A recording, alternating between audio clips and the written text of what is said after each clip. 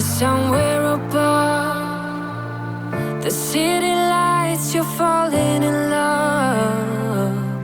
Still aware, you know it is true that you are lost and this is a clue. Love is forever, love is forever. To believe you gotta let go. Light as a feather, light as a feather. Titta på dem. Nej, titta på dem. Perfekt.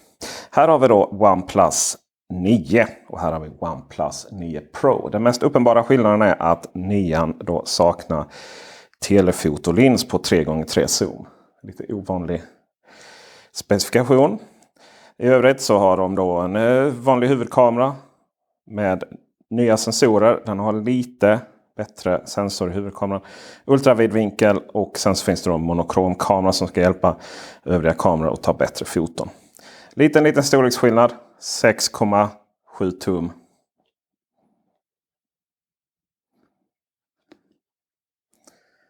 .55 Färgmässigt är silver eller morning mist unik för OnePlus 9 Pro.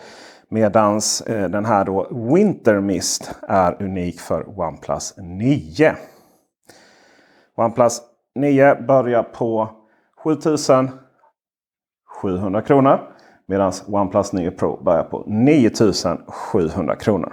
Men är vi intresserade av winter mist, då måste vi gå upp i 8,700 kronor. För att den finns bara med 12 GB ram och 256 GB utrymme. Medan svarta OnePlus 9 och blåa Arctic Sky finns då 8 GB ram, 128 GB utrymme. För beställer du nu så får du en OnePlus Buds Z. Kollar vi på OnePlus 9 Pro så har vi då Morning Mist. Den finns i 8 GB versionen, 128 GB utrymme för 9,700. Går också att köpa med 12 GB ram och 256 GB utrymme för 10,700 kronor.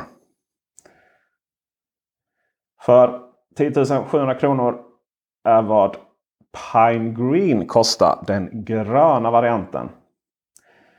Den kan vi också lite elakt säga vara iPhone 11 Pro grön. Vi har också en svart variant av 9 Pro som också då finns för det lite billigare alternativet. Förbokar du en OnePlus 9 Pro så får du istället välja mellan en OnePlus Warp Charge 50 som vi ska kolla på lite senare. Eller en OnePlus Buds vit. Den här kan ju vara lite intressant och vill man köpa den löst så landar det priset på 739 riksdaler. Sen har vi ju skärmarna då. 1440, 1080. Båda har en dynamisk uppdateringsfrekvens upp till 120. Så den anpassar sig efter vad vi egentligen gör. Och funkar nästan alltid. Det är inget som märker någon större skillnad. Faktiskt, när det är mellan så här 90 och 120 så det är liksom ingen dealbreaker. Jag sätter den där på ljudlös. Så. Det är ingen dealbreaker för att liksom, som normal användare, eller man ska kalla det, så börjar bli lite till åren så här. Så man märker inte så stor skillnad. Så att även där så funkar ju 9 vanliga med sin 1080 skärm och 120 dynamisk refresh rate. Och det vi då får för det här lite högre priset jämfört med tidigare OnePlus-mobiler som ju faktiskt fortfarande säljs. Det är ju ett bättre kamerasystem. Man har timmat ihop sig med Hasselblad. Och lite mer om vad det innebär senare. Jag var ute herrans tidigt här just för att prova nattfotoläget. För det tyckte jag var extra intressant. Men när jag jämförde då OnePlus-telefonen OnePlus 7 Pro med andra telefoner för 1,5 år sedan ungefär i november 2019. Då kvalificerade ju inte ens OnePlus. Bilderna som inte blev förstörda, de blev dåliga. Och det fanns faktiskt en bild som den klarade liksom inte av nattfotoläget. Den bara blev rött. Nu däremot så kan jag konstatera att det blir riktigt, riktigt bra i jämförelsevis. Det finns kameror som tar nattfoto på lite annorlunda sätt. Det vill säga om man har ett stativ och sådär så kan det ta upp till en halv minut för att sätta ihop dem. Men just att stå och hålla ute i kylan, darra lite, så är det mer än fullgott. Det här är en nattfototelefon att räkna med. För huvudkameran är lite bättre i OnePlus 9 Pro än vanliga 9. Men frågan är om det spelar så stor roll. För jag menar, vad är det egentligen vi gör i slutändan? Jo, vi fotar och instagrammar våra pokeballs. Men någon som kan ha en annan åsikt i den frågan, det är Joel Oskarsson, vår kära vän och kollega här i teknikbranschen. Han har testat hundratals, kanske tusentals telefoner. Och han har följt mobilkamerorna från när de knappt gick att använda till dagsläget. Vi ska se vad han har att säga. Du har ju en fäbless för vidvinkelfoto just inom mobilvärlden. Vad är det som gör att just vidvinkel är så intressant tycker du? Det är nog egentligen för att de normala kamerorna är så ointressanta. Så att jag fokuserar på det som jag tycker är intressant bortom det. Jag vill hitta det som är faktiskt skillnaden mellan mobilerna och det som gör att det finns någon anledning till att välja en mobil framför en annan. Right. Och då är ju vidvinkelkamerorna ger ett unikt perspektiv som jag tycker är intressant.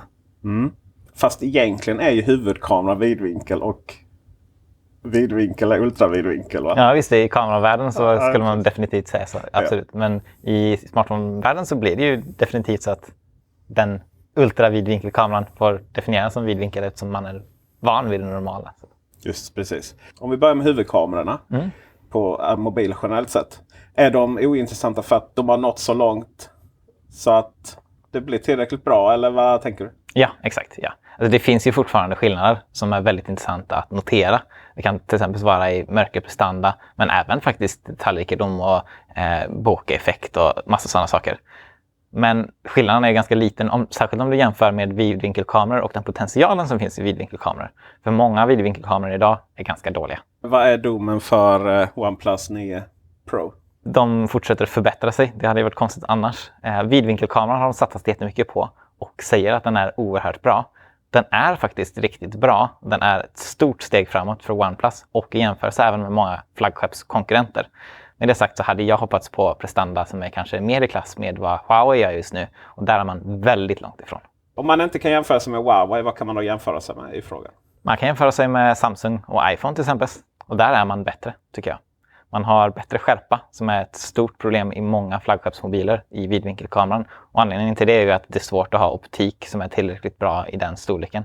Sen är man även bättre i mörka miljöer för man har en större sensor. Det märks och det är alltså även i jämförelse med de här telefonerna som är betydligt dyrare. Så genom att vara en bra bit på vägen så är man ändå näst bäst?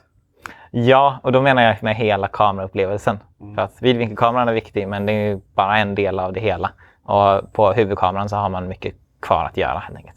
Hasselblad, vad innebär det i sammanhanget OnePlus? Man är väldigt stolt över detta. Man pratar om att man gått in med 150 miljoner i samarbete och allt vad det är. Ja, i nuläget tänker jag att det innebär bland annat att man har en ljudeffekt som låter som en Hasselblad-kamera när man tar en bild. Det ska man inte underskatta. Sen så finns det inte så mycket som jag ser som är jättehasselbladigt. Inte för att jag använt en Hasselblad-kamera så mycket, men vi vet ju med erfarenhet från samarbeten som Huawei hade med Leica till exempel, att de första åren av det samarbetet gav inte särskilt mycket i ren teknisk utveckling, utan det tog ju ganska lång tid innan det faktiskt bar någonting. Så är det ju när man skriver ett avtal mellan två företag, att man vill ju börja använda det här licensavtalet så snabbt som möjligt. Det betyder ju inte att man har hunnit lägga in massa teknikutveckling i det redan, och där är vi just nu. En sak som jag har tänkt på, man pratar ju att man har hjälpt till med färgerna. Men å andra sidan, bara för typ 2 generationer sedan så såg det ju ut som att man har fotat en akvarelltavla när man fotade vidvinkel i lite mörker. Så att det kanske kunde jag också meddelat att man skulle tona ner lite på färgerna. Samma sak när man filmat med videokameran så har det varit väldigt, väldigt färgglatt. Och det tycker jag också att det har tonats ner lite. Så att det ska väl till ett svenskt företag från gråa Göteborg för att lösa den biten. Ja, men även där så finns det ju mycket kvar att göra, för att mjukvara är ju det viktigaste med smartphone-kameror just nu. Och det slänger man inte ihop bara på ett år ens, utan det kräver ju många år av utveckling för att bli riktigt bra på det. Vill man höra mer av just dina åsikter i frågan så kan man gå in på surfa.se. Lite beroende på när ni tittar nu så är det publicerat eller inte. Där kan man också ta del av Svenska Smartphone-guiden. Ja, precis. Det är världens största köpguide för smartphones där vi jämför 260 testade smartphones och väljer ut de absolut bästa. Och där kommer OnePlus 9 in och 9 Pro senare. Så får vi se hur de klarar sig i jämförelse. Tack för det, Joel Oskarsson. Besök surfa.se också. Det sista vi ska prata om är trådlös laddning också. Båda har med inkluderat 65 watts laddare. Och jag är ju hävd att vi inte bör få med laddare i paketet. Det är bättre att vi slipper betala för de här 65 watts laddaren. Jag har hur många laddare som helst. Det som är OnePlus fördel i sammanhanget är att det fungerar också som en Power Delivery-laddare på 45 watt. Så att vi kan ladda det mesta egentligen. Datorer, Nintendo, Switch, mobiltelefoner naturligtvis. Ska säga så att de flesta mobiltelefoner klarar bara med liksom själva Power Delivery. Alltså den här snabbladdningsstandarden. De klarar bara 18 watt.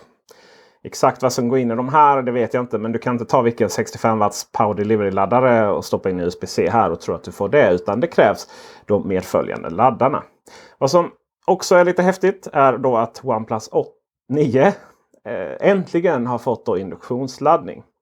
Så det är bara att trycka dit den så funkar det alldeles utmärkt. 18 watt trådlöst. 50 watt trådlös laddning. Vill vi ha då 50 watt då kan vi inte använda den här gamla. Den är på 30. Medan den nya som vi kan köpa till OnePlus Warp Shot 50. Den ser till att lösa biffen. Så den induktionsladdaren har 2 battericellerna här bak. Specialgjord för den. Det som är bra att tänka på är att då det var en inbyggd kontakt på den. Från 30 watts laddaren till OnePlus 8 Pro så är det då en USB-C-sladd som följer med. Och sen så får vi då ta laddaren som följer med i boxen. Däremot så är de inte särskilt vackra. Alltså laddarna då. De här är ju brutalt vackra. Det finns ju andra. Liten disclaimer där. Jag jobbar ju till vardags på ett bolag som faktiskt distribuerar egentligen alla induktionsladdare jag sett förutom OnePlus. Länkar till OnePlus och de andra laddarna i beskrivningen. OnePlus 9-serien är allt jag har gått och väntat på. OnePlus 9 Pro till Peter Esse. OnePlus 8 till resten. Och den får vara med och konkurrera på pris, prestanda, optimeringar ihop med topp 3 bästa telefonerna just nu. Så därmed tackar jag för att ni tittade på det här. Glöm inte att prenumerera, ge gärna en tumme upp och ställ frågor i kommentarsfältet eller bubblan.teknikveckan.se. Ha det gott så hörs vi, syns vi. Hej!